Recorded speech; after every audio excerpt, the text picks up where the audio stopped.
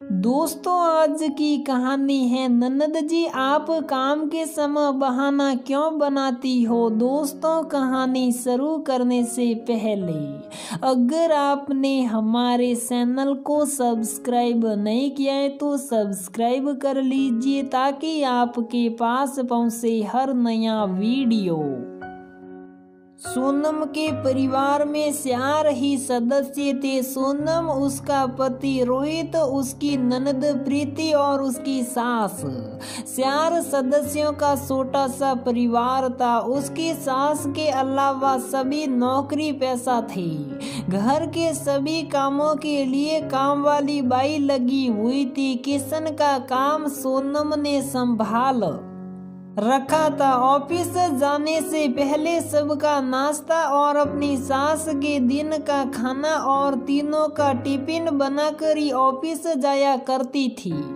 उसकी ननद तो ना के बराबर ही किचन में घुसा करती थी। उसकी सास अपने घुटनों के दर्द का बहाना लेकर बस बेड पर ही लेटी रहती थी। रात का खाना भी सोनम ऑफिस से आकर अकेले ही बनाती। कई बार बहुत थके होने पर मन करता कोई उसकी मदद कर दे, पर ननद तो हमेशा कोई ना कोई बहाना बनाकर टाल जाती। घर में शांति बनी रहे इसलिए सोनम ज्यादा कुछ बोलती नहीं थी। कोरोना वायरस के चलते जब पूरे भारत में 21 दिन का लॉकडाउन घोषित किया गया तब सबका ही वर्क फ्रॉम होम शुरू हो गया। काम वाली बाई को भी छुट्टी दे दी गई। कुल मिलाकर सोनम पर सारे काम की जिम्मेदारी आ गई। उसका पति और नंद 2 अलग अलग कमरों में अपने लैपटॉप पर ही व्यस्त रहते और सोनम 20-20 मैं ऑफिस का काम करती तो साथ ही साथ कभी बर्तन तो कभी सफाई, कभी नाश्ता तो कभी दोपहर का खाना। कभी रोहित बीच में आवाज मार देता, एक चाय तो पिला दो।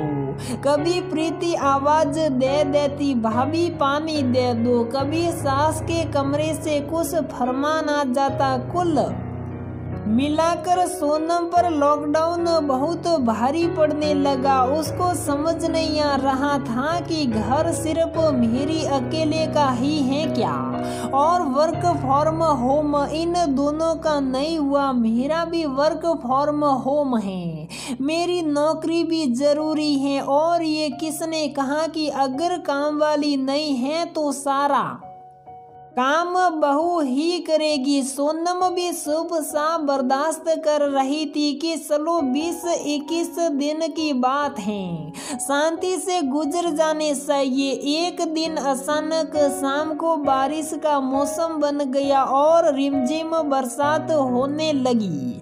सोनम उस समय अपने ऑफिस का बहुत जरूरी काम कर रही थी। तभी रोहित ने कहा, सोनम यार पकोड़े तो बना दो। उधर से प्रीति और उसकी माँ ने भी हाँ में हाँ मिलाकर कहा, हाँ भाभी, पकोड़े और चाय हो जाए। इस मौसम में सोनम को मन ही मन गुस्सा तो बहुत आया, पर घर में किसी भी प्रकार के कलेश को बढ़ावा न देने के लिए चुपचाप रसोई में चाय और पकोड़े बनाने के लिए चली गई। जब जल्दी जल्दी चाय पकोड़े बनाकर वह अपने कमरे में जाने लगी तो रोहित ने फिर से कहा, अरे आप जब खड़ी हो तो 2-4 मटरी भी बना ही दो।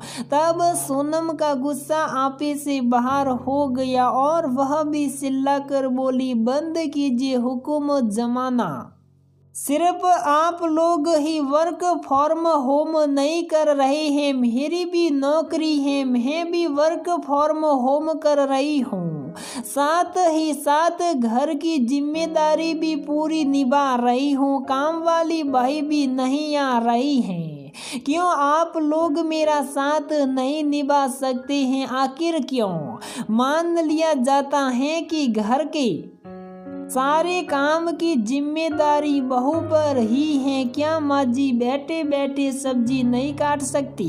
क्या प्रीति किचन में मेरे साथ हाथ नहीं बटा सकती? घर सबका है तो काम की जिम्मेदारी भी सबको बांटने चाहिए। इतना बोलकर सोनम अपने कमरे में चली गई है। तब रोहित और प्रीति को अपनी गलती का एहसास हुआ और उन्होंने सोनम के लिए चाय बनाई और उसके कमरे में गए। दोनों ने उसे से माफी मांगते हुए कहा, कल से हम सब साथ मिलकर काम करेंगे। तभी उसकी सास भी कमरे में आई और बोली, हाँ बेटा, मैं भी बैठे बैठे सब्जी काट दिया करूँगी, कपड़े तह कर दिया करूंगी, माफ करना, हमने तुम्हारी स्थिति को नजरअंदाज कर दिया। सोनम ने भी हाथ जोड़कर कहा, माँ जी माफी नहीं, बस आपका साथ चाहिए। दूसरे ही दिन से सब मिलकर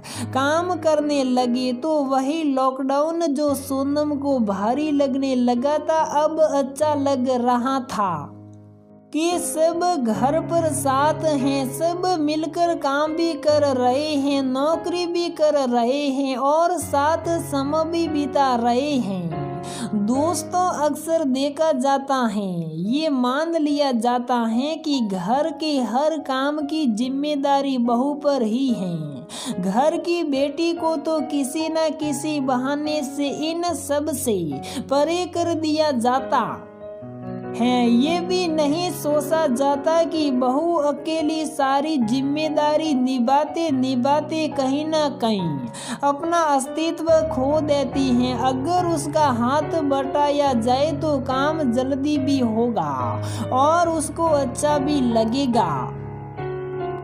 तो दोस्तों, हमारी ये कहानी यहीं पर समाप्त होती है।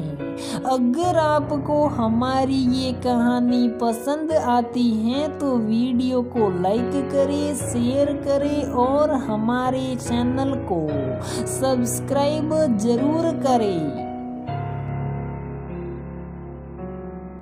दोस्तों, हम रोज इस प्रकार की नई नई कहानियाँ इस चैनल पर अपलोड करते रहते हैं, तो प्लीज़ दोस्तों आप हमारे चैनल को सब्सक्राइब करना मत भूलिए और हमारे चैनल के अंदर जितने भी कहानियाँ हैं आप उन्हें सुने और आप अपनी हमें प्रतिक्रिया ज़रूर बताइए कि आपको हमारी कहानियाँ कैसी लगी। तो प्लीज़ दोस्तों जल्दी से जल्दी हमारे चैनल को खोलें और हमारे चैनल की सभी कहानियाँ सुने और आप अपनी प्रतिक्रिया बताएं और हमारे चैनल को अभी के अभी सब्सक्राइब करें।